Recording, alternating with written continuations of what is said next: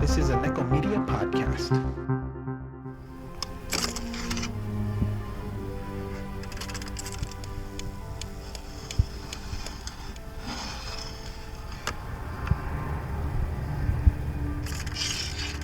What's your pleasure, sir?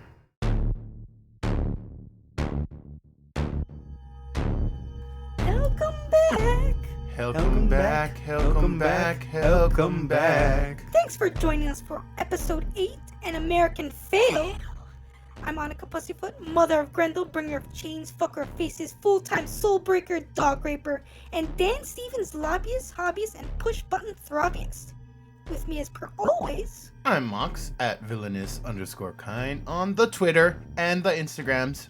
Congratulations to the 45th president, Donald Trump. I think so. I voted against you, but whatevs. If you could do something about the goddamn Las Vegas Vandals and make sure the Raiders stay raiding in Oakland, that would be awesome. Hi everyone, I'm Anofre. Thanks for checking out today's episode. Hope everyone had a wonderful Thanksgiving and hope you're all doing all right. Or dead.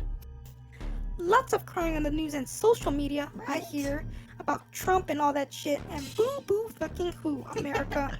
He's the president, deal with it. You opened the box, he came, he has such sights to show you. Remember, America, you asked for this. Enough politics, you know the rules. Don't bitch at me, Mock started it. No politics, no religion. And no fun if the homies can't hand none. Just kidding, I don't really believe that. We know Sensei Boy, bitch. What's on the show today? For episode 8, we've got Moana, the anime Kabaneri of the Iron Fortress, K-drama spoof Dramaworld. Moana's Hawaiian, right? What does it mean? What does Moana mean? I don't know, shopping center? Like Aluana?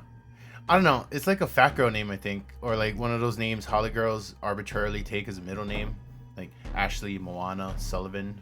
Yeah, she probably goes to Kamehameha. Now, okay, for secular, Mox is finally doing Dr. Strangelove, followed by the short The Last Belle, and then Schrody's Ladder for Secret Santa. Oh god, that's today? Fuck. We finally get to meet your mystery lover. The Bone Dragon. Bone. Jeremy. His name is Jeremy. Jeremy, that's his name. A bone dragon named Jeremy. He's an eremite. I feel like his name should be less accessible. And more terrifying, or at least more like on the nose. I don't want to hear it. I'm just saying, what if Pinhead's name wasn't Pinhead? What if, you fucked around with the box, he showed up and was like, you open the box, we came, we have such sights to show you. By the way, my name is Chris. The Slashtag configuration. We're not going to even answer that?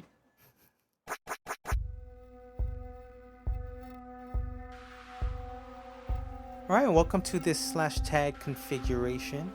Today we'll be talking about the movie Moana. Moana. Disney's Moana, released Thanksgiving weekend. It stars Dwayne Johnson as the demigod Maui.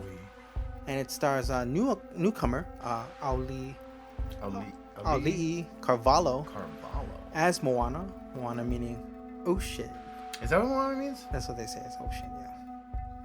And it also has Tamura Morrison. Tamura Morrison. Jake Thomas.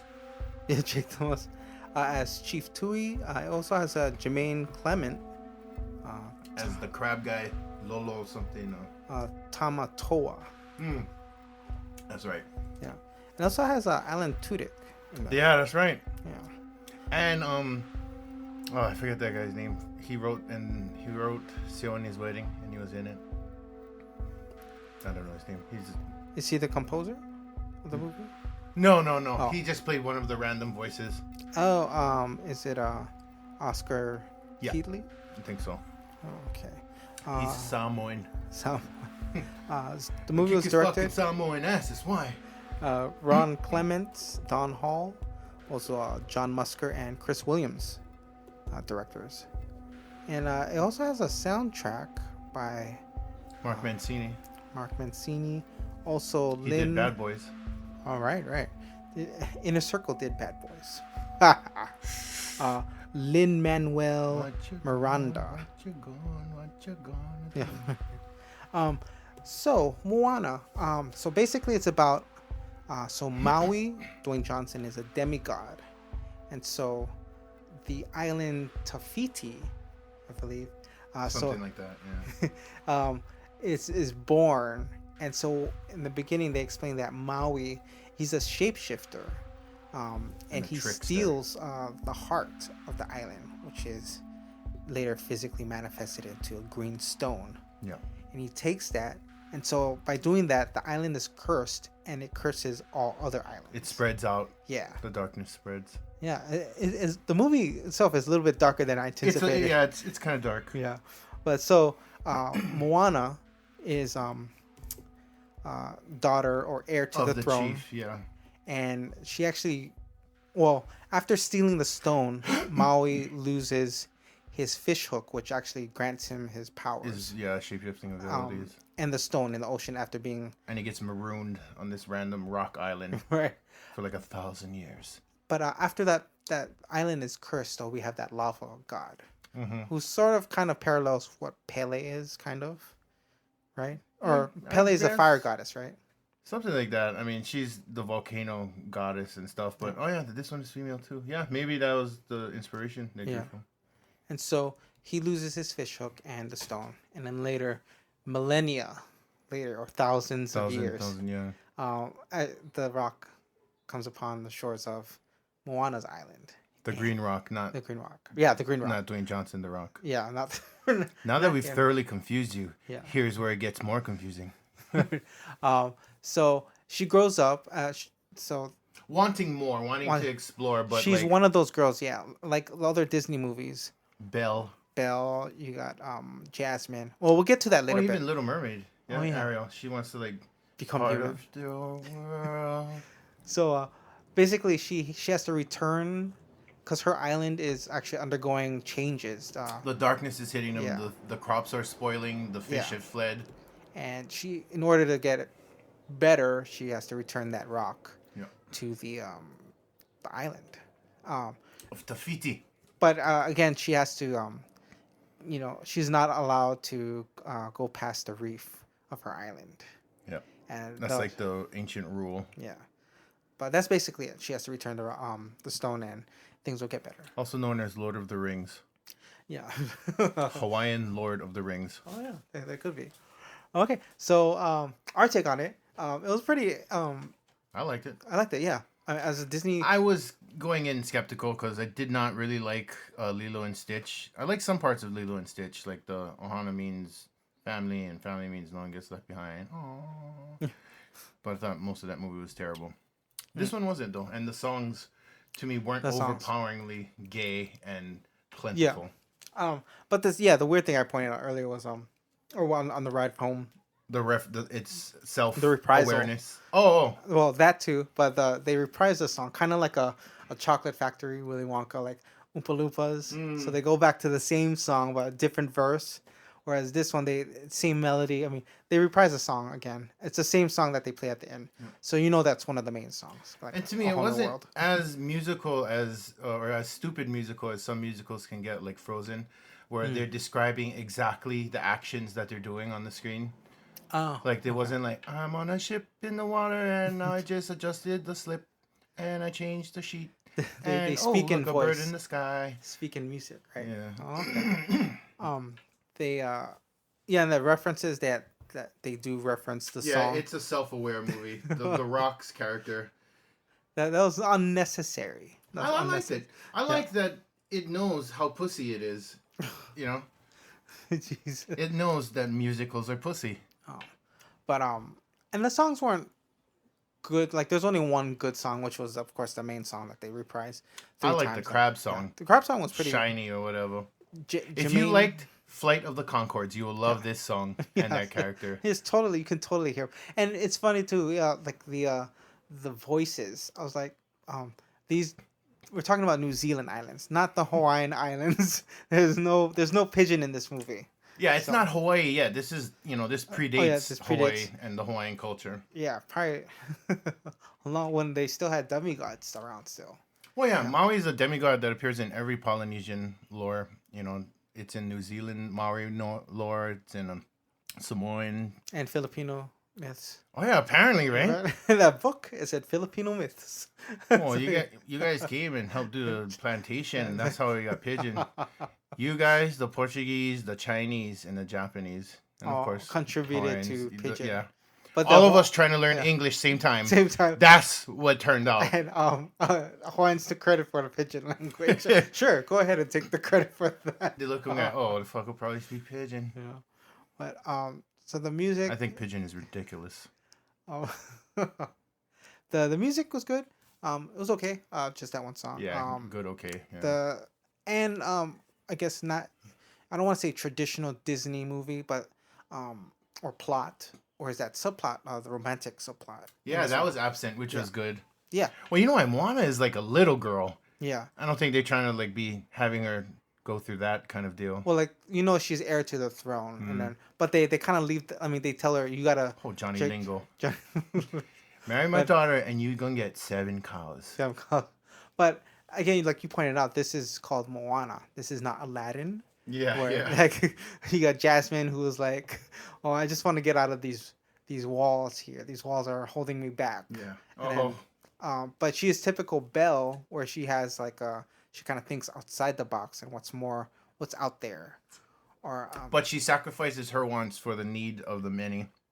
yeah, she knows her part of the or It's to lead her people. It just so happens that her heart's desire and the plot's desire line up. She needs to leave her land and voyage. yeah, she does, and then she's forbidden to travel outside the island. It's kind of like what's that Blue Lagoon. I don't remember the plot. I just remember the steamy sex scenes. Okay, well, they can't. Well, they kind of drift away from the island, but it's not their fault. It's because they lost an oar, and he ain't going to swim next to no sharks, just because. I'd rather drift out to the ocean and starve than get eaten by sharks. But Well, that's the thing. You probably won't get eaten by a shark. You'll get bitten and then bleed to death or die of sepsis, oh, true. which is still horrible. But this movie, it's very it's almost fantastical. It is kind of fantastic. It's very magical. Magic and Yeah. shit, right? You do, yeah. Shapeshifters, lava monsters, animate coconut pirates. Oh yeah, that was very you pointed out very Fury Road of them. That was totally Fury Road. And it was just a one shot. Like they don't appear later in the movie, but I guess they're kind of cute. But I mean, it's coconut pirates. Yeah, Yeah, with arms and legs. and it's a pretty long movie, almost 2 hours. Which I don't think it needed to be that long. That whole Yeah. coconut pirate thing. I mean, that was a nice nod of the cap to Fury Road, but it really If didn't do anything. anything. It didn't to do propel anything, the yeah. plot. Yeah, it just slowed it down a bit. Because then I guess you don't want them to encounter. Because like, Maui is still, after that, he's still like, nah, I don't want to do this thing. I don't, Oh yeah, he's very Han Solo. Like, if he's not gonna get any pay, or all he wants is his hook back. Yeah. If you can get him that, then he'll help you out. But other than that, it's a Well, that's the surface motivation. okay. Apparently, he was tossed away at birth, so that's why every great championing thing he does is for the love Spoiler. of man. Yeah, but overall, I think as a Disney movie, I mean, typically Disney movies are one shots. Any follow ups usually straight to video, almost not worth mentioning, except if you're Toy Story. Well, that's Pixar. Yeah. Is this a Pixar movie? It is not. It's not. Oh. All Pixar have that Pixar look. So this wasn't. Oh wow. So straight up Disney movie. Straight up Disney. Yeah. Well, it did okay on the soundtrack.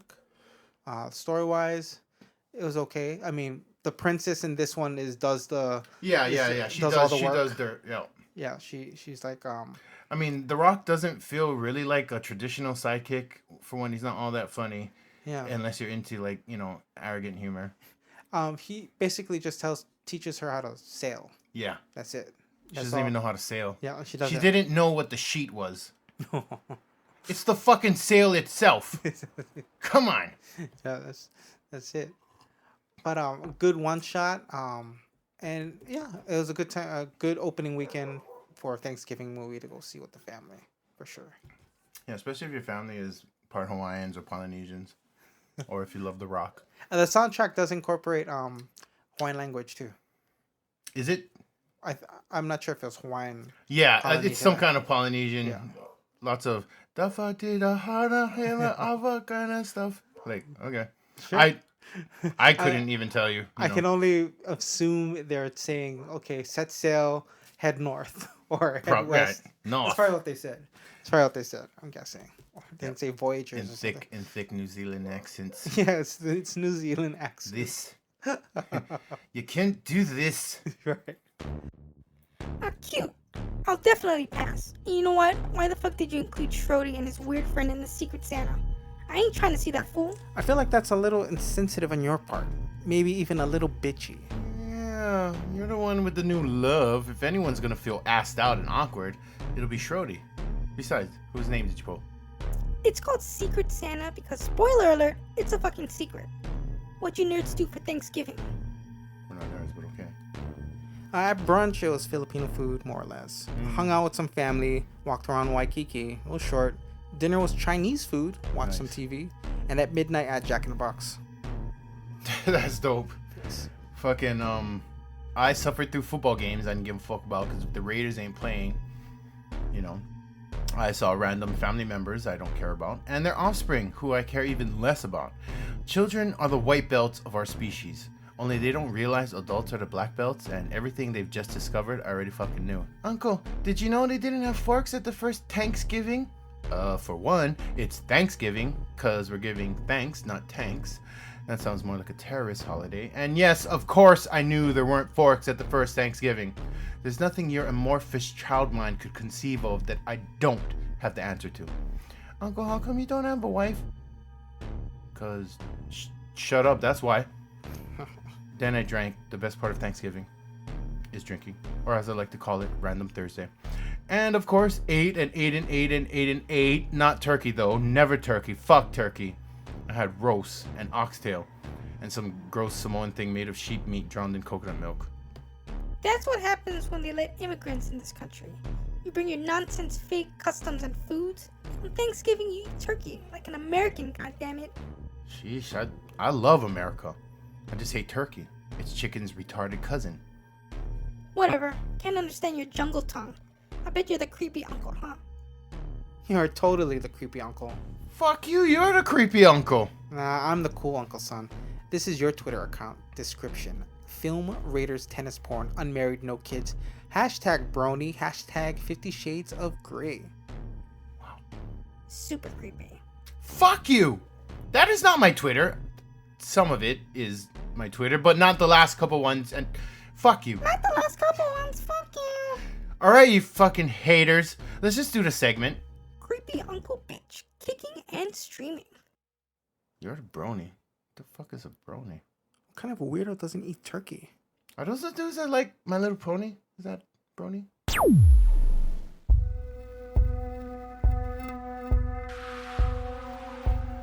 Okay, for this kicking and streaming, I have got Dramaworld. Directed by Chris Martin, written by Josh Billig and Chris Martin, both of them are the creators of the show, starring Liv Hewson, Sean DeLake, and Justin Chon. Dramaworld is a light-hearted fantasy produced by Viki.com and is a collaborated effort between the United States, China, and South Korea.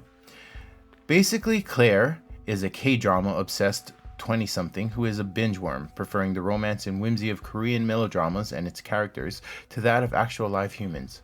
I mean, who can blame her? Life people suck. Her life is mundane, splitting her body's time between college and working at her father's sandwich shop, while her mind is 100% engrossed in her shows. While working late one night, she slips on a puddle of water, and as she and her phone crash to the ground, she is magically transported into her current K-drama binge, Taste of Love. Once through the looking glass, she is met and mentored by Seth, played by Justin Chon, who schools her to the rules of Dramaworld and her function in it. She is a facilitator, meaning she is to remain in the background and set up incidents that put key plot points into motion. Like, for example, putting a banana peel in the path of the leading lady so that she'll slip at the perfect time to be caught by the leading man. Well, Claire's attempts at facilitating proved to be a comedy of errors, accidentally incorporating herself into the main storyline, which is a huge no-no. Now, with her huge fuck-up and the threat of the entire drama world unraveling, it's a race against time to set the original plot back in line before the last episode of Taste of Love. And that proves to be hard because she falls in love with the leading man, June Park, played by Sean DeLake, and even more complicated, June Park seems to be falling for Claire as well. Okay. Well, I am not a huge fan of Korean dramas, but I've seen enough to realize how clever the premise of Dramaworld is. I am a fan of whimsy, I am a fan of romance, I'm a fan of magical thinking and vicarious living. This show fires on all cylinders, hitting each mark and delivering a wholesome, fantastical stroll in a melodramatic parallel universe that grounds itself through the doe eyes of the plucky protagonist. I love Liv Houston's portrayal of Claire. She is the cutest little cutie pie that ever cuted up the screen. Justin Chon is awesome, as usual. I think he's a talent to watch. He has an upcoming film he wrote and directed called Gook, about two Korean brothers who are dealing with their own personal turmoils while having to defend their parents' shoe store during the LA riots of '92. And Sean DeLake, who plays June Park, is also awesome. I've never seen him in anything that I remember, but I'll definitely be on the lookout. So if you're in the mood for a series that parodies while paying homage, definitely check out Dramaworld. The entire series, 10 episodes, under 15 minutes each, are all available on Netflix. You'll watch CC. Damn, Dramaworld. Dramarama. Yeah, hoping for that season 2. That's what I'm saying. Yeah. Hashtag it, guys. Season 2, Dramaworld. Yeah, that was a good series. Yeah, for sure. Check it out. It's short. It is short. Yeah, I mean, it's quick. Yeah, so for my kicking and streaming, I have the anime Kabaneri of the Iron Fortress, currently available on Amazon Prime for all you Prime subscribers. The series was directed by Tetsuro Araki and written by Ichiro Okuchi. This story is set in more or less the Industrial Revolution, with the majority of technology powered on steam. That would probably give it that steampunk label, more or less. But in this world, we're introduced at a point in time, about 20 years after the initial outbreak, where the world has been overrun by a virus that once infected, you eventually turn into what they call kabane, which loosely translates to corpse. So currently it seems there's no real treatment for a person who becomes infected, but instead you're either given or you already have on you what's called a suicide bag, which is basically a grenade that you use on yourself. It makes a small enough explosion so it doesn't affect anyone within feet of you, but enough so that you self-terminate, basically. And usually at least one person is present to watch you go, just in case something goes wrong and then you turn. He's got to take you out. So in this world, everyone travels from city to city on train. So since the outbreak, man was able to build shelters and huge walls to keep out the infected. And the Kabane are real aggressive beings. They're probably just as aggressive as the infected in 28 days later. They're quick and they're sort of aware of their actions, but they only have one thing in mind, and that's to tear you up, just for your blood. They like the blood. So to bring these Kabane down, you can chop off their heads, but that task is pretty difficult. So instead, they go for the heart. But that too is a little tricky because it's plated with some kind of metal. So it's also, it's difficult to pierce through. Soldiers in this world bear steam-pressured rifles and swords. And if a soldier can get enough shots in, they can bring down a Kabane. So the first episode opens on Hayajiro. So that's a train headed to a station to resupply before heading off to their final destination. So at these stations, we have a cleanup crew, steamsmiths they call them, who are treated as low-life peasants. And they're pretty important, I'd say. They clean up the train, rid of it of all its potential disease. They're also nicknamed corpse gatherers. So I guess they clean that stuff up too. But our main character is one of these corpse gatherers, Ikoma, who actually modifies a new steam-powered gun, highly pressurized to deliver a deathly blow to the heart with a single shot. Unfortunately, Ikoma is bitten when the station becomes overrun by Kabane. So it turns out Hayajiro was overrun with Kabane and brought that to the city. Just to be clear, this was a different train than the one you see in the beginning of the episode. So having studied and observed the infection throughout the years, Ikoma was able to isolate the spread of the virus in his body just to the right of his upper torso and just before it climbed up his neck. So he does this by bolting down a strap on his body. Like, ouch. But it works. So the city is overrun and they have to abandon it. So the series takes us along the travels of this Hayajiro called Kotetsujo. The final destination, anywhere but here. Another key character is Mume, who was actually infected with this virus, but is still human, kind of like Blade. She has all the Kabaneri strengths, and one weakness though. She still has to consume blood to compensate for that inner hunger that she has inside her. But she won't go on biting people or nothing. She can control that. So like Ikuma, these two are referred to as Kabaneri. I'm guessing that might loosely translate to living corpse or human Kabane hybrid. So the show has a couple plot twists that make for an exciting storyline. The fight scenes are plentiful and bloody, but not too gory like Ninja Scroll gory, but definitely not for a young audience. Maybe teens and older. The show does introduce some bigger, crazier monsters later in the series, so more action for you. The art in this anime is really nice, very colorful surprisingly, for a story with some stark subject matter. But maybe it's to give the characters more flair and flash when they're fighting. And another plus, you dig these characters and are rooting for them throughout the series. And like most anime series, it's got an awesome intro song. Kabaneri of the Iron Fortress, Amazon Prime, 12 awesome episodes. Check it. Yo, watch CC. Hey Cox, you kind of phoned that one in, huh? Dramaworld? We're trying to keep it lean and not do spoilers and kicking and streaming. Right. Lazy. Well, spoil all you want in this next sec. What did you pick for this one? Doctor Strangelove. Oh, this one is about the magical surgeon? No, that's Marvel's Doctor Strange. This is actually called Doctor Strangelove, or How I Learned to Stop Worrying and Love the Bomb. That's the whole title? Sure is. Why couldn't it be simple like The Thing? Or The Stuff. The Fog. They Live. It Follows. Dracula! Time Cop. Species! Aliens. Enough! Oh, good one. With J-Lo? No, I mean, shut the fuck up already. Secular insanity.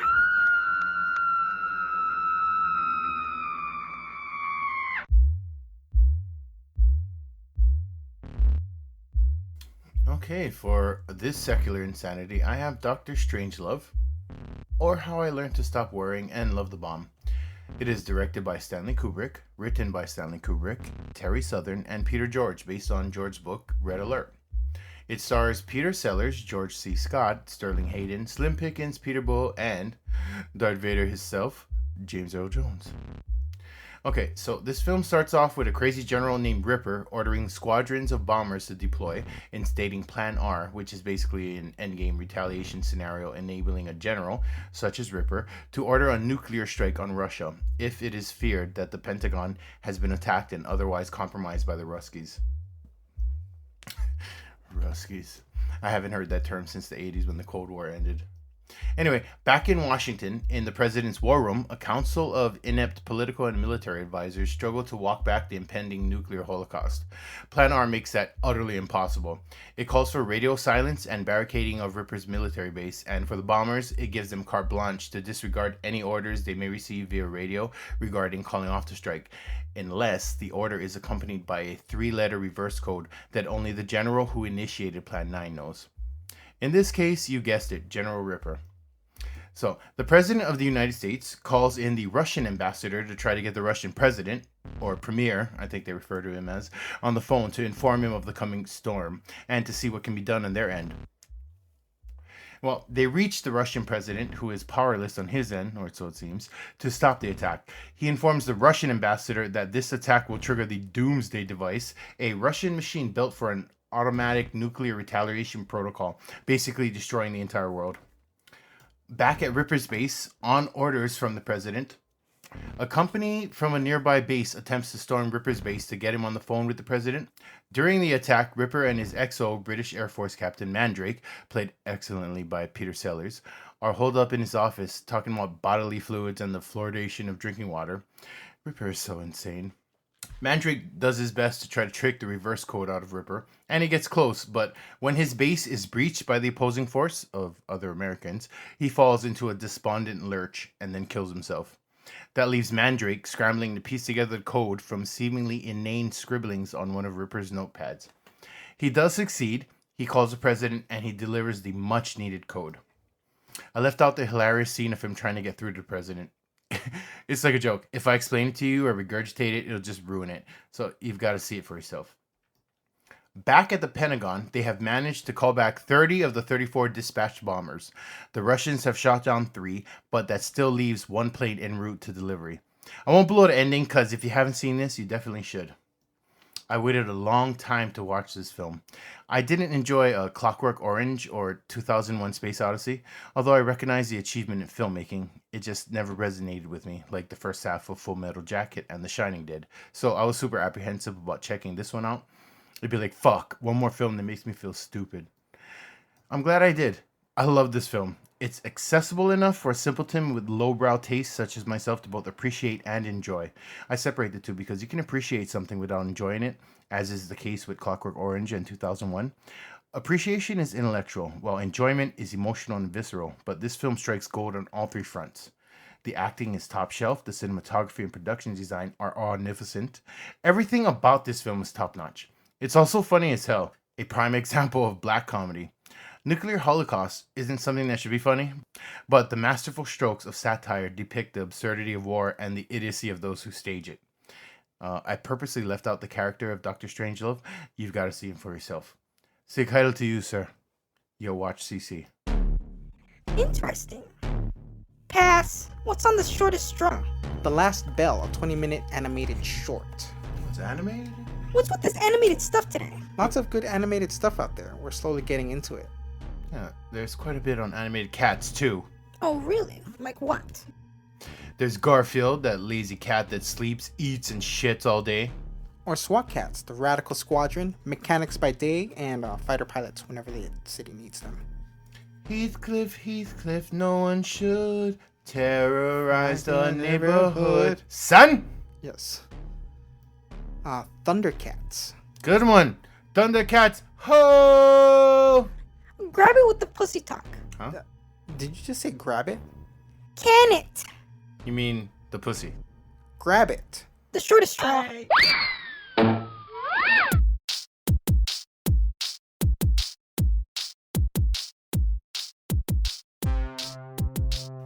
Alright, for this shortest straw, I have the 2011 animated short film The Last Belle.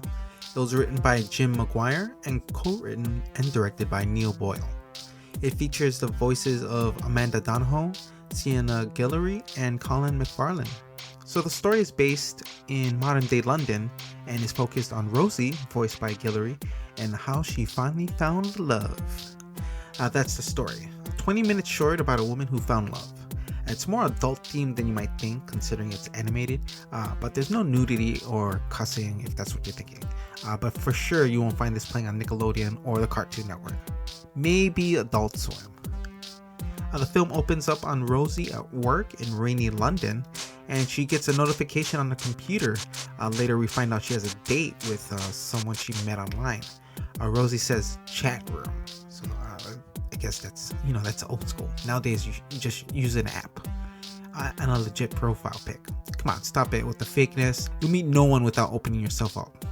Anyway, Rosie has been corresponding with this fellow, I'm assuming via email or chatting. It's text-based because she doesn't even know what he looks like. So Rosie goes on to describe his interests with her bestie, Siobhan, voiced by Donahue, saying he digs art, movies, and literature. Now the way she describes this guy, we would think he digs paintings, watches Oscar-worthy films, and reads Tolstoy. When in fact we're shown in a montage style template, he's actually into pinup girls, porn, and dirty magazines. Again, no nudity in this film. And he ain't no Brad Pitt, even though Rosie is totally expecting that. He's flabby and losing hair. And it probably takes Rosie 2 hours to get ready for their 8 o'clock meeting, and it takes her date all about 1 minute, maybe even less. So he's good to go, but it's like 2 hours before they have to meet. So what does he do? Cracks open a beer and drinks to his heart's desire, and he keeps drinking until he passes out. So now Rosie's already at the bar and this guy is nowhere to be found. So the next 2 hours he makes his way to the bar where Rosie's at, and he runs into all sorts of bad luck. And this may be very well the universe helping out Rosie and make sure he never reaches the bar. Instead of wasting any more time waiting for this guy, she asks the barman, voiced by McFarlane, out for a drink.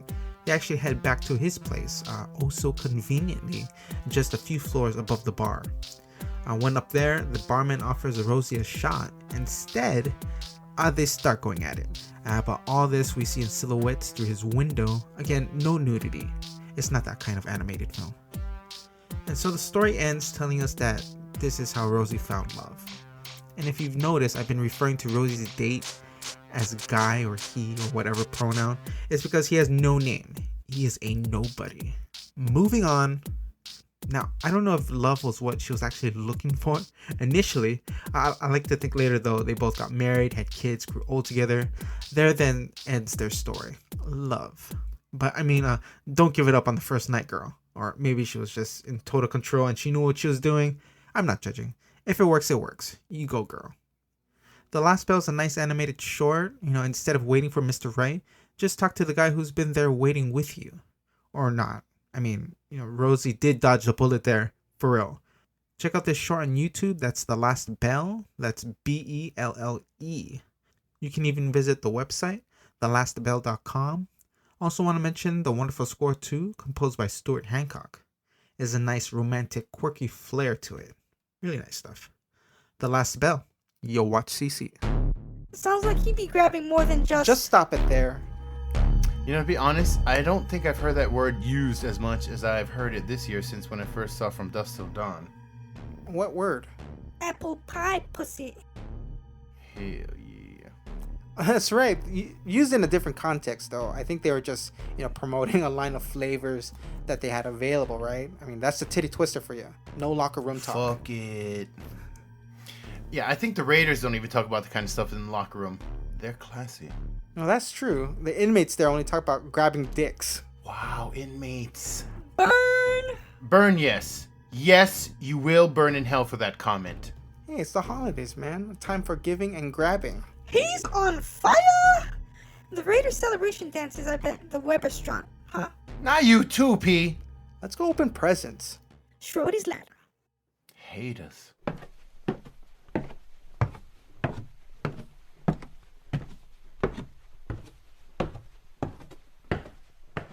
Welcome to our Schrody's ladder. Fa la la la la la la la la.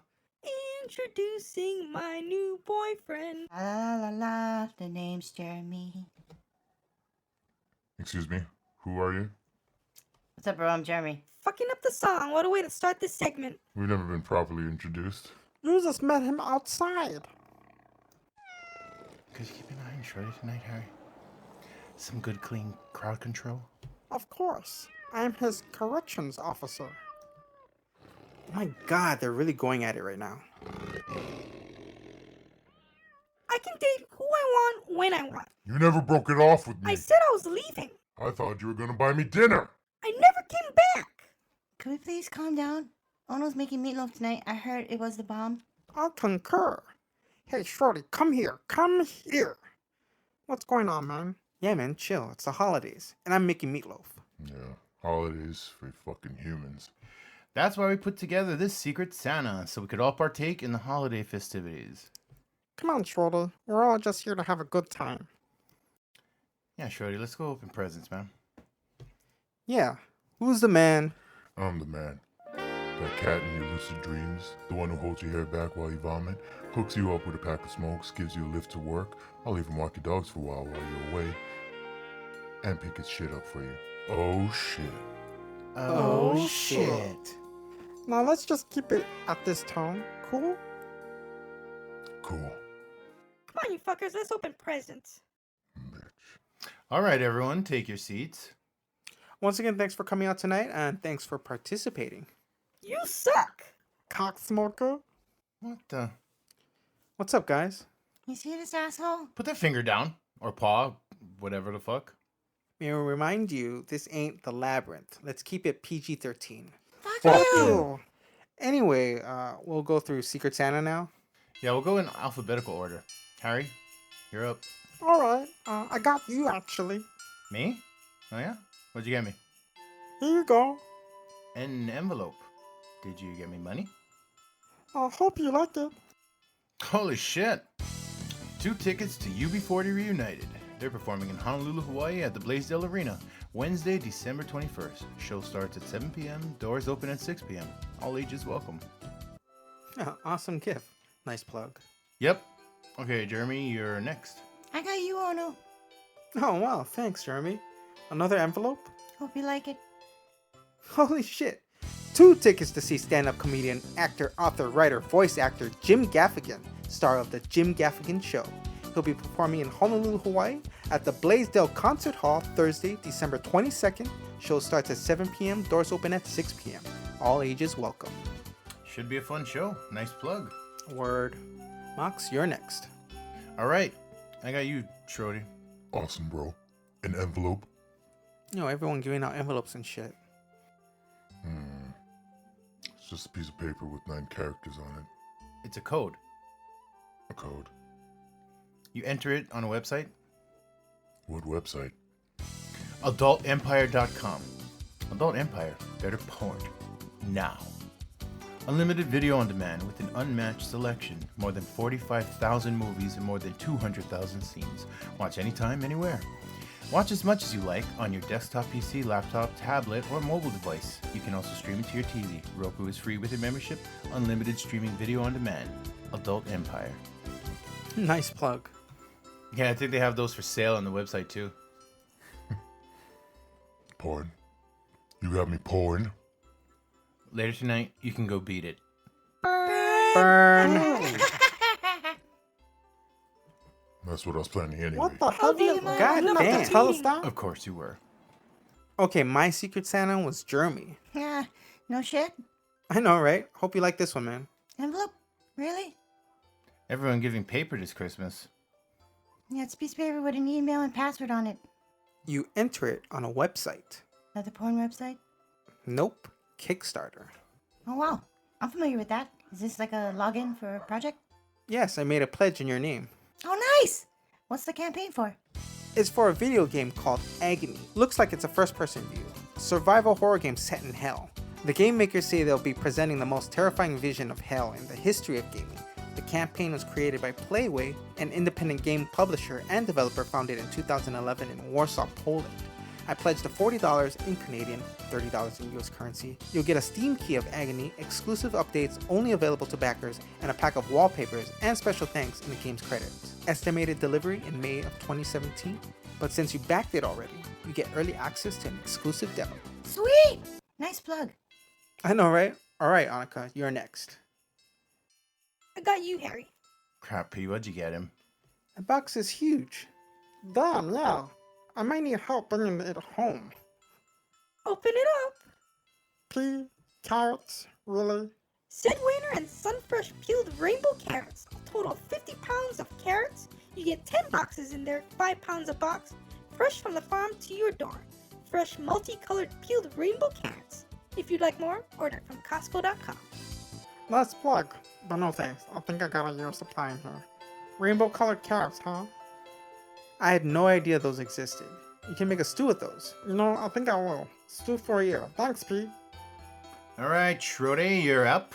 Close this Secret Santa. Yeah, what'd you get?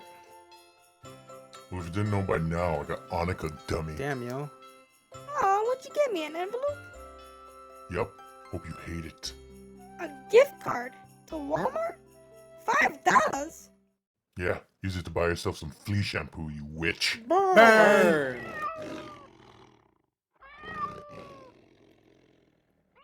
Well, while they sort that out, hope you all enjoyed this segment. From all of us here, Cinephiles and Cenobites. And Nekko Media. Happy Horror Days. Happy Happy Horror Days. Yeah, that was fun. Did you do anything with that gift card? In the trash. Kind of edgy. What? There's a $5 bin at the electronics section. You might find gold in there. Was it really $5? Yep. This is true, P. I mean, lots of good ones, you know, in the electronics, if you dig deep. Oh yeah, like what?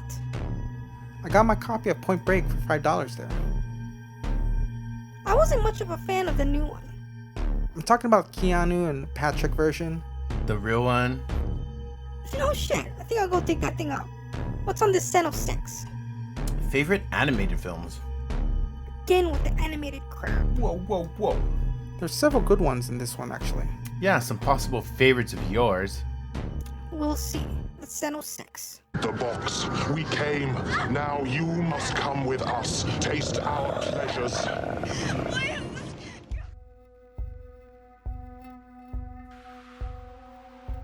All right, welcome to this Seno 6. Today we're going to go over favorite animated films, not including anime movies, just strictly animated. Yeah, so you'll probably hear a lot of Disney ones on this one. Yeah, I mean, because, right, other than anime, that's the biggest studio that puts out animation. Yes. But now they got that weird Leica studio ones that does, like, Coraline and... Oh, yeah. That was pretty good, too. Anyway. They're not strictly claymation, right? No, not claymation, Or but it stop is stop motion. It is stop motion. Oh, okay. Yeah, they did Kubo and they did Paranorman. Okay. All right. So before we get started on this, if you hear this, our picks are different. And if you hear this, it means our picks are the same. Yes. So at number 6, I have All Dogs Go to Heaven. A movie that made me cry so badly. They don't even fucking prepare it. Well, I guess Dogs Go to Heaven should have told me of death, but I was a kid. Right. Yeah. Or there's only one way. There's one way for animals. It was one of those videos. Again, my mom bought for me and my sister at Costco. Right. And it's funny because we never fast forwarded the trailers at the beginning of the video.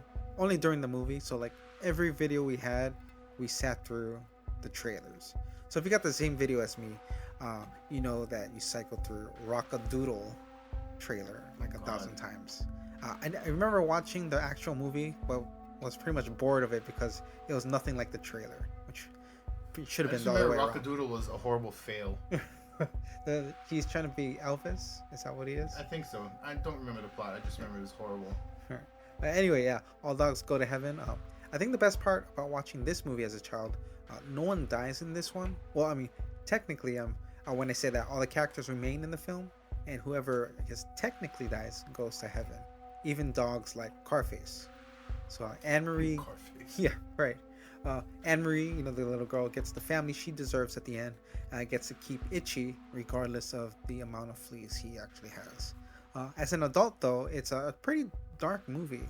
It is dark. It's got very dark undertones. I mean, if you don't get it, but it Even is the way the innocent. animation is drawn, it's kind of a dark movie. But I feel that studio just did that. Like, I think they're the ones who did The Secret of Nymph and Secret of Nim, no nymphos.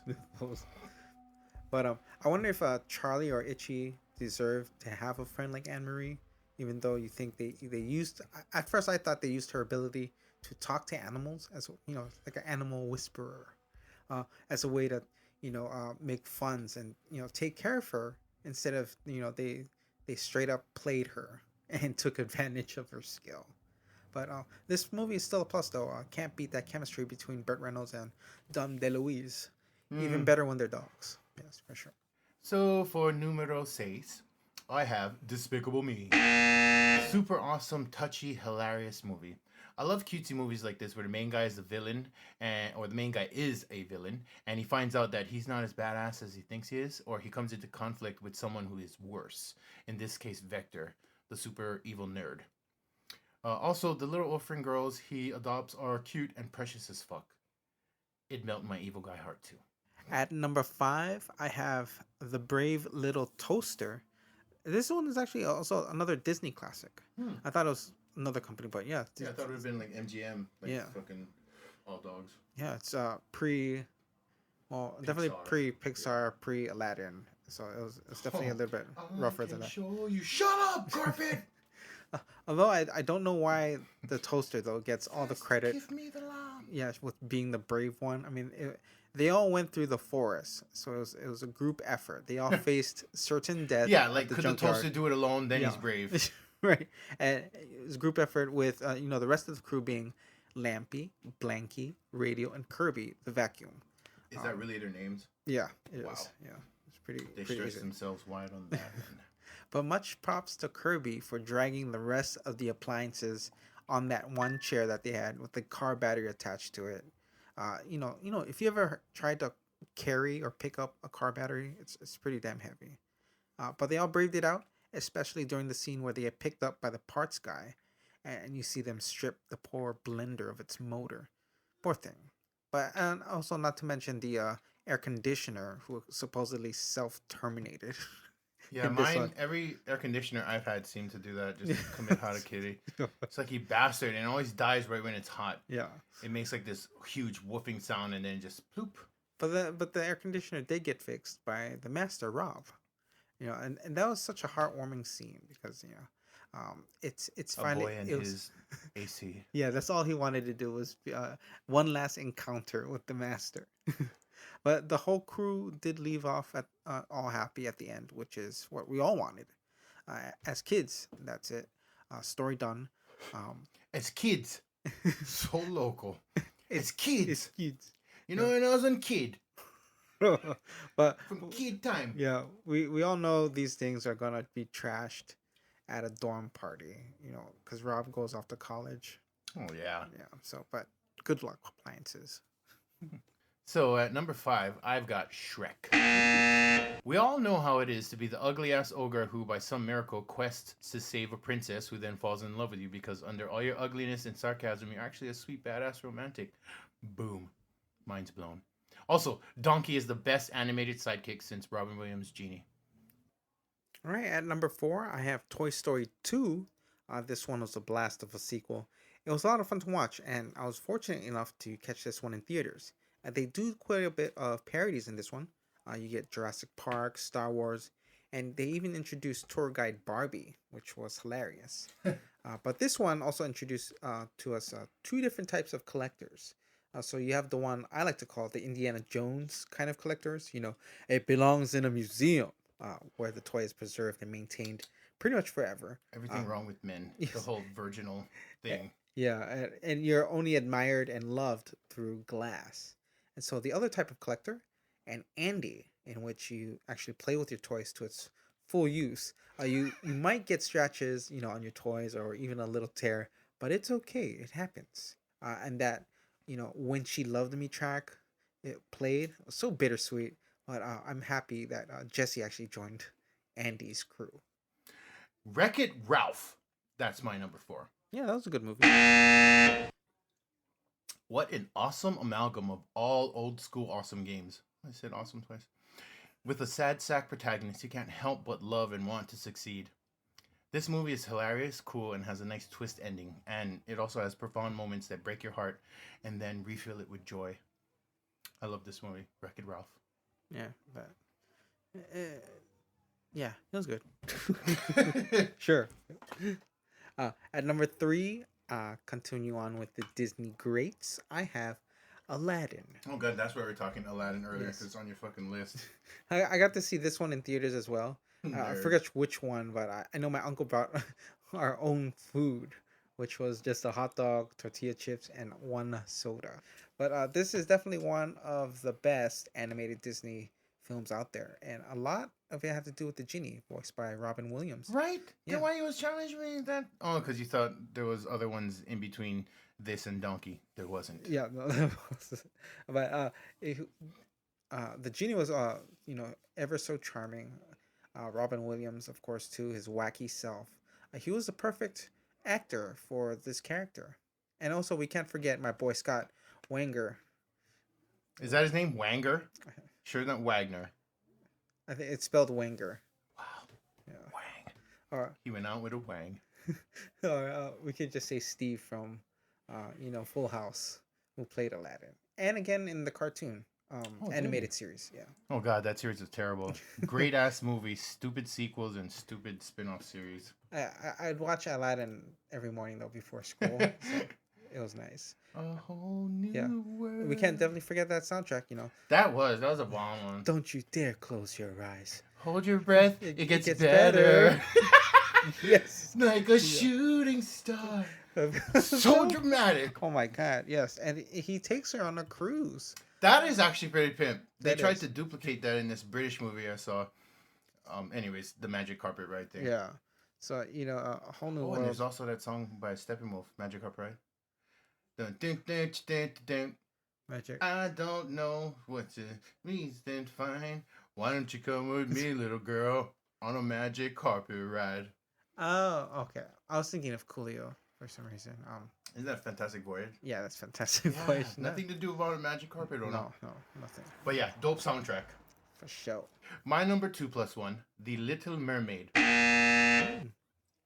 Speaking of excellent soundtracks, come on, man. Is that not the jam? Yeah, just the one. I can only think of the one song. Under the sea. That one was dope too. It's still like the best Caribbean. Like I don't know why they don't use that in ads these days. Oh,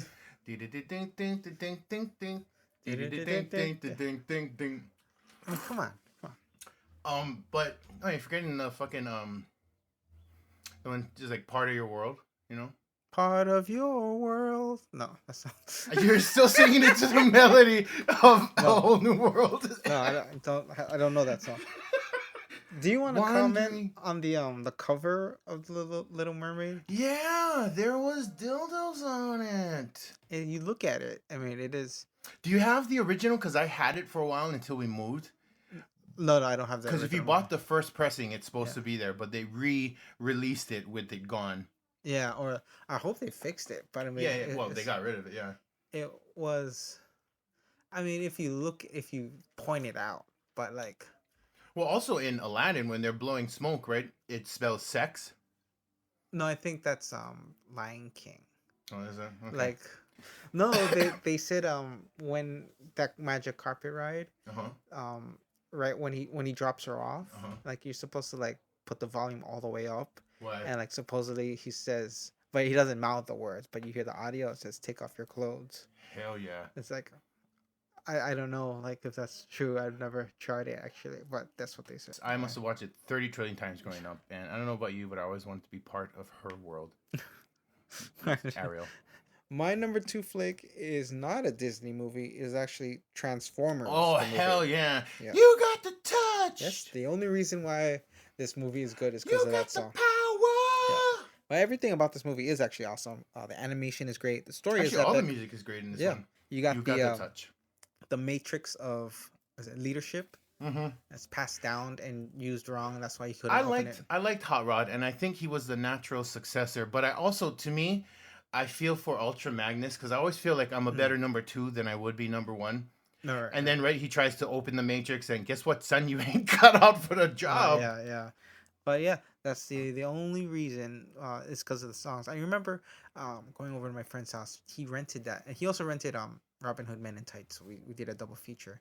Wow, we've gone with mini bun. Yeah, and they also play that song in Boogie Nights. They do. They were trying to record it. Yeah. No, it's like, okay, we got to make the recording, then we can get the money to pay you for the recording.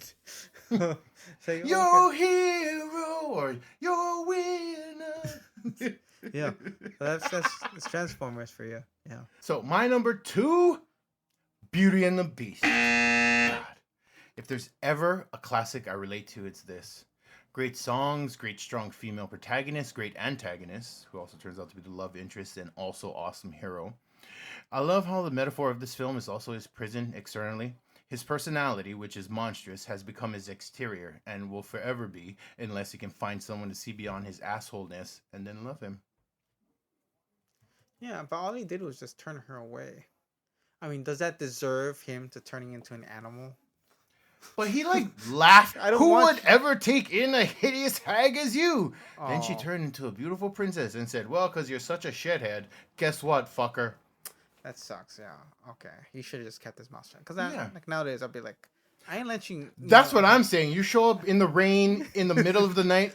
I mean, I'm not going to laugh in your face, but you ain't coming inside. You need to use a phone? I don't believe that you don't have a phone. Right. But just in case, I'll call with you right here from my cellular phone, which everyone has. Yeah. 911. Okay? But you're not coming inside. I don't know what the fuck you get. Hep C, AIDS, bird flu. Oh, man. But yeah, that's reasonable. Yeah. Just don't laugh in the fucking stranger's face. That's all. Or else you're going to get cursed. So for honorable mentions... I have first An American Tail. Oh God, another cry movie. I want to say that was probably one of the first animated movies ever, and it was because of the song too, Somewhere Out There. Oh God, don't. Beneath the Yeah. pale moon. It was on the radio, or I know. someone had the tape at home. So. Someone's thinking of me and And loving that one was scary me too because there's tonight. roaches in that one. Like Are there? there's That's roaches. your takeaway from Yeah. this And hideous movie about being separated from your Yeah. family of immigrants. yes. The roaches. The roaches. I think it's the rats who eat the roaches, but I could be wrong. But that was a scary Wow, part. rats and roaches in the same movie Yeah. as losing your family. This is just a horrible movie. Don't never make your kids watch it. Second Heartbreaking. honorable mention: Charlotte's Web. I don't think people realize, like, I mean, again, this is like I guess you can leave it off like a Toy Story 2 ending where they're all together, but then they kind of mention we have a shelf life, and then, but I mean, we'll just enjoy our time now until we get there. Yeah, Right. but this one was actual Like- death, not the dismantling of toys. Yeah, I but mean, yeah, this one was like there's like a it's life like lesson. death is ever present. Yeah, but they kind of sugarcoat it, like Well, they have to. It's for kids. yeah, they don't Or realize is like it? they they're feeding this pig, but then Charlotte is trying to teach him Wilbur. a lesson, like Wilbur. Wilbur, right? The pig, right? Wilbur. But like you don't realize that when spiders lay eggs, Mhm. like the mom stays around as food with the spider. Oh God, is that what happens? Yeah, the baby spiders eat the. Why do insects have the hideousest mating thing? Like, what is that? The fucking not the grasshopper, but Oh, the premantis. yeah, the No, female well- fucking eats your head after you Yeah. sex. The what? Ooh. I don't God know is why. like the ridiculous jokester But see, like I think, yeah, the mom spider stays around, to like be eaten, consumed. yeah, by the kids. Like, Ugh. and third honorable mention actually goes to GI Joe for sure. Hmm. The movie. I mean, we're introduced. Well, I don't know if we're introduced to Falcon, Duke's little brother. Oh. He's the one that kind of takes charge, and he has to join Sergeant Slaughter. and- Does he have the beret? Is that him? yeah, that's him. My honorable mentions: 1977, The Hobbit, the most terrifying movie they show you in school. Oh wow, Why? this was like a Hobbit, like, Yeah. and it's just one movie. Yeah. Wow. They didn't need to stretch it out into 3 fucking bullshit sequels. It was terrifying. And Smog, who I only recently realized is not spelled S-M-O-G. It's spelled some ridiculous like S-M-A-U-G. Like, come on, British. Stop fucking around. I know you teach at Oxford, but whatever. Yeah, that movie is terrifying and awesome. Megamind. Megamind. Yes. I don't. Olo. Metrocity. You've not seen Megamind? No. Dude! Sometimes I wonder why we even have a movie podcast. We should have like a kind of sort of movie podcast. Yeah, anyways, Megamind is dope. And of course, you've seen The Incredibles, right? Yes. That's my third honorable mention. I love that movie. Oh yeah, that was a good movie. Hell yeah. Okay, so what, number one? Number ones. Okay, you Okay. first. Number one, of course. It's a tale as old as time. Song is always rhyme. Both a little scared, neither one prepared. Beauty and the Beast. Yes, this What was a beautiful for sure movie. What beautiful like one of the best ever. Disney movies ever. Best movies ever, Yeah. really. It's probably I got this movie for Christmas on tape, and like I think it was my first time watching it, so I put it in, and it was mind blown. But I didn't know what a baguette was until after college. Like, what is a baguette? It's like a It's just a bread, loaf of right? bread. Yeah, loaf of bread, yeah. Like it's Yeah, skinny. Marie the baguette. Yeah, Marie the baguette. While she's going around, something, and how you do and stuff. There must be And- more than this provincial life. Yeah, always stuck in a book. Yeah. Bonjour. But you won't find bonjour. out till chapter 3. But yeah, Beauty and the Beast. I mean, I think the whole love story just No, like, it was eh, unrelevant. Well, unrelevant. Made my own word. Irrelevant to him, but to me, that was like at the crux of why I love this movie. I guess so. Like, but it wasn't like that's true love. You know, I think if you spend some enough time with someone, Well, you what's it called? eventually- Stockholm syndrome. Oh, that's the only guy here. So it's like But she liked him better than everyone in her shitty town, and Yeah. even the muscular fucking Gaston, Gaston. the ideal guy. You know, I've always wondered if Gaston took it down a notch and was a Mhm. little humble, like you think, and not stupid. You think Belle would have been Yeah, totally. Like, amenable to his advances? yeah, like if he gave a shit about Anybody, books, right? Yeah. you know, won't you like try to Or dabble wore in some- socks without holes at the big toe. Like, come on, dude. Nobody thinks that's awesome. But yeah, I think that's totally like they would have been together, and you know, the only reason why Belle is there is because the dad took a wrong turn. Yeah, what an idiot father. But like, that's awesome of her to sacrifice her whole life and dreams, because her whole driving force is she's bigger than this town. She wants more. But when she trades herself with her father, Yeah. it's foreseeable that she's never leaving the confines of this castle and this monstrous bastard Yeah, who's going to be played by Dan like- Stevens. Be his guest. be Dan Stevens' guest. Yeah, be his guest. But Watch out, because he's prone to walking into diners and just tossing grenades. So what's up, bitches?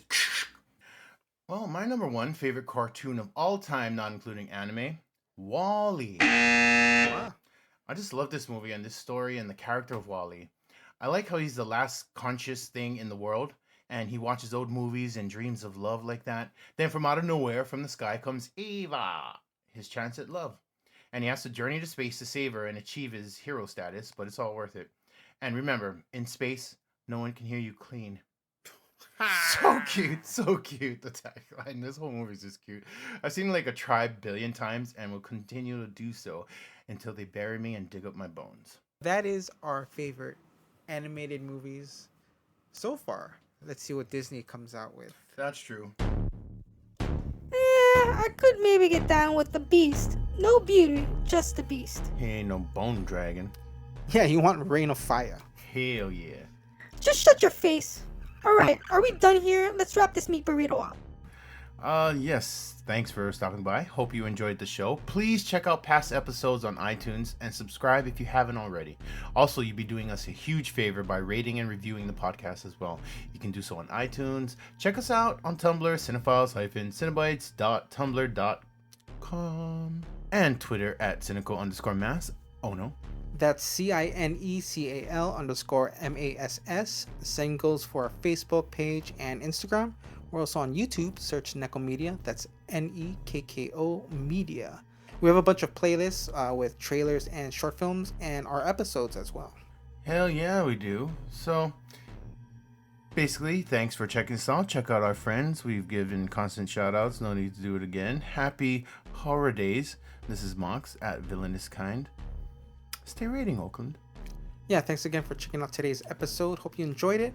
I'm Onofre on Twitter at ThisIsOno, and that's ThisIsOHNO. Please check out my music podcast, TakingALeadMedia.com, on Twitter at TTLM Podcast. Also, my gaming channel, search on YouTube, Gimme Seconds, on Twitter at Gimme Seconds. Happy Horror Days. Broadcasting from the Blood Cave for Nekko Media, Cinephiles and Cenobites, part of the Slashtag Podern family. I'm Monica Pussyfoot for Mox and Ono. Keep the lights on and check under that fucking bed, because there's only one universal truth. No lives matter. That means you. We have candy. This is a Nekko Media podcast.